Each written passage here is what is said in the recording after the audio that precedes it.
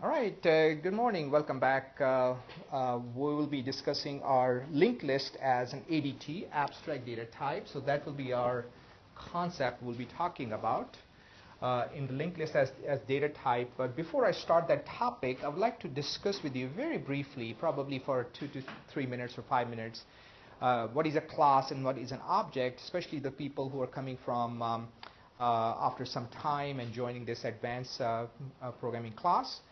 So a class, this is a definition you can find in various places. You can find more extensive definition. A class is like a template because in a typical programming language, you have a fixed number of data types. You have certain integers, doubles, strings, characters.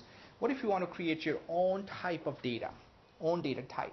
You want to create an employee or student or those kind of things, then you can use a class. This concept, a class is a template, so you can create a specific instance of that type, or specific object of that type.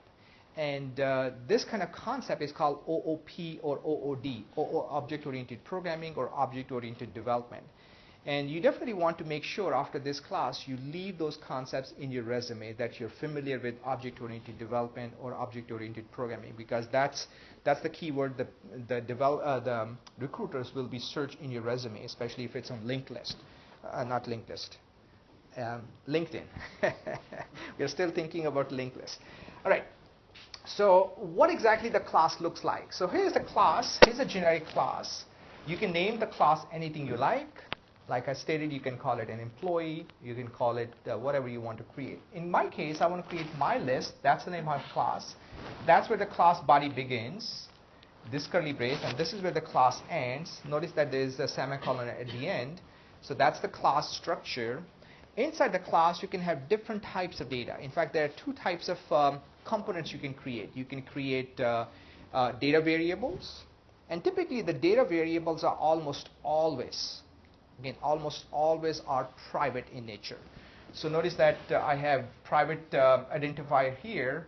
So all the variables will reside under here, so the data is protected.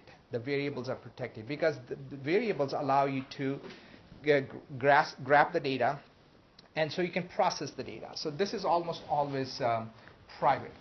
Then you can also have two other types of identifiers. You can call them protected or public. So in this assignment, assignment number 1, we'll be using all three of them. We'll be using private, protected, and public. So public are typically the methods. So there are different types of methods you can have in object-oriented programming. You can have constructors, you can have a destructor, and you can have many other methods to manipulate your data, to print your data, to search your data, to delete your data, to do different kind of functionalities in your program. So all those public methods reside here. Now these methods are accessible from outside. If you create an instance or object of that class, you can access those methods from outside. What exactly that means? For example, if I'm actually in my main function, or if I'm actually in a different function, and if I create an instance of that class, if I create an object of that class, let's call that one my list, list 1. So my list, list 1. Let me see if I can show you here. My list, list 1. So if I have an object of that type, this is my object, list 1.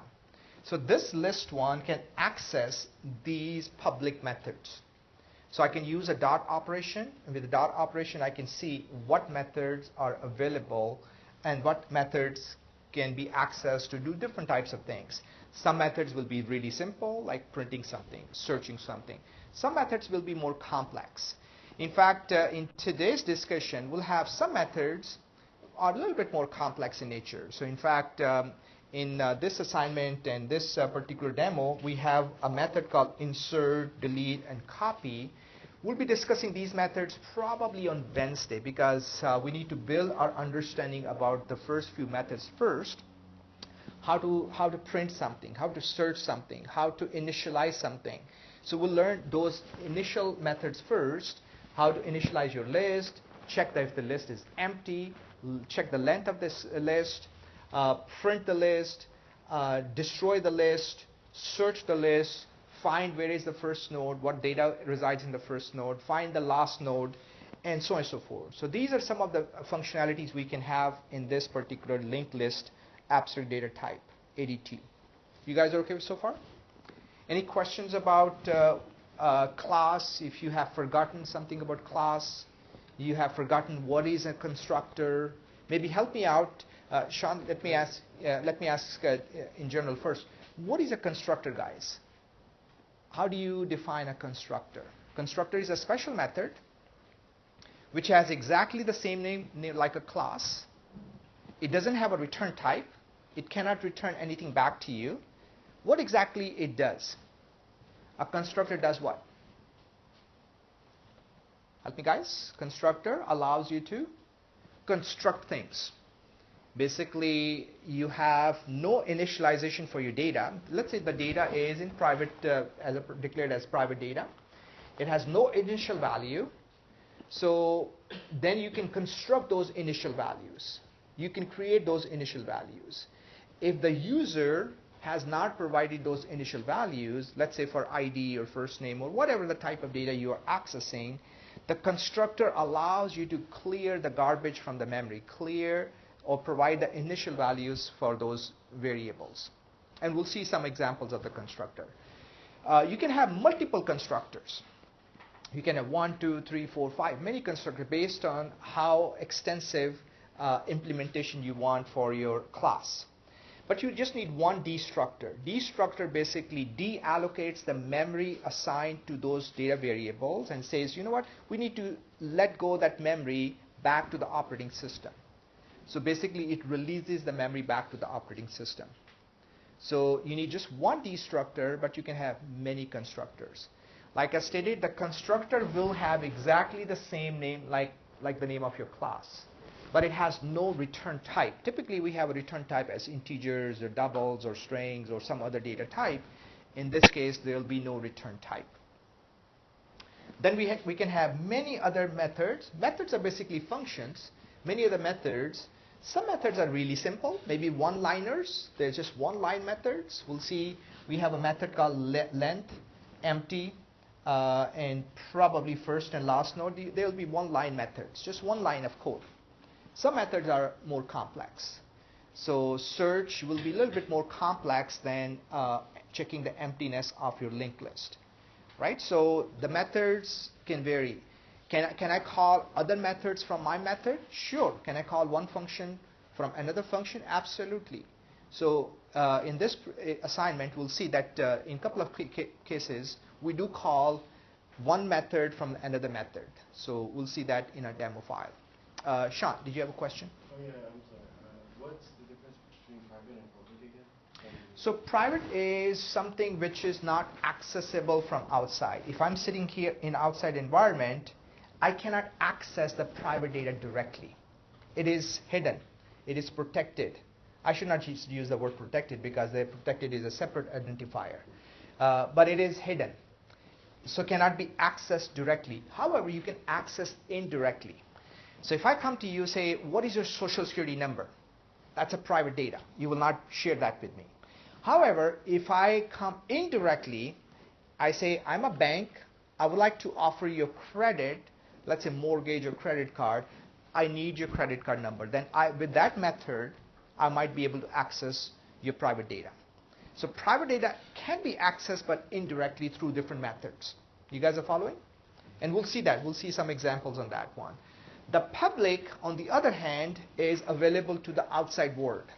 Publics are typically methods, so we can access those methods. Let me ask you this question. Can you make certain methods private? Can I make a method as a private method? No. Yeah. But that method will not be available to the outside world. So that method probably does some internal manipulation. And we'll actually see an example in this assignment and in this demo file. There's a method.